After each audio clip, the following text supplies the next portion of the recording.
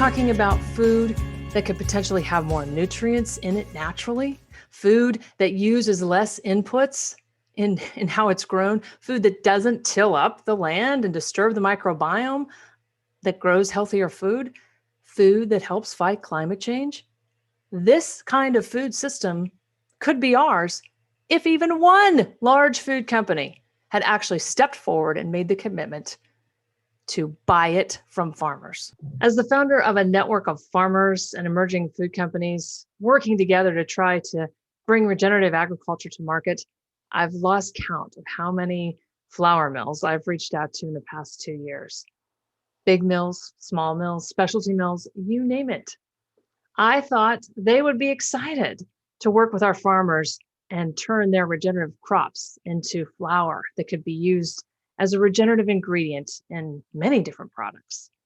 But despite the many discussions, the answer always ended up being no. Why?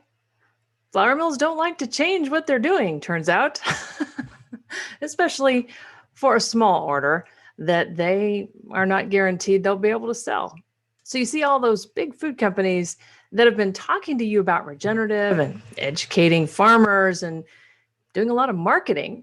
Turns out they aren't doing a lot of buying, and they aren't sending the signal to these mills that they would buy regenerative if it were offered to them. The truth is that we could have all been enjoying regenerative food and ingredients for the past 2 years or more if the very food companies that market to you about regenerative had been willing to actually buy it.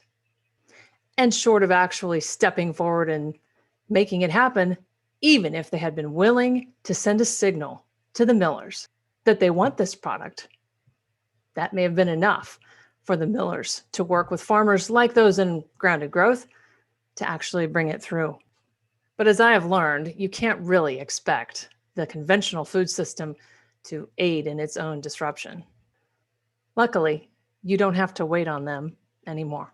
Jennifer Kohler and Around the World Gourmet have stepped forward, and they are taking the risk that big food companies will not take, have not taken, and have marketed to you about. She will actually be processing regeneratively grown rice with data to go with it that tells the story of how much carbon has been stored in the ground and what the nutrient density is of the crop grown. She will sell the flour that she makes to other brands, helping them bring regenerative forward as well.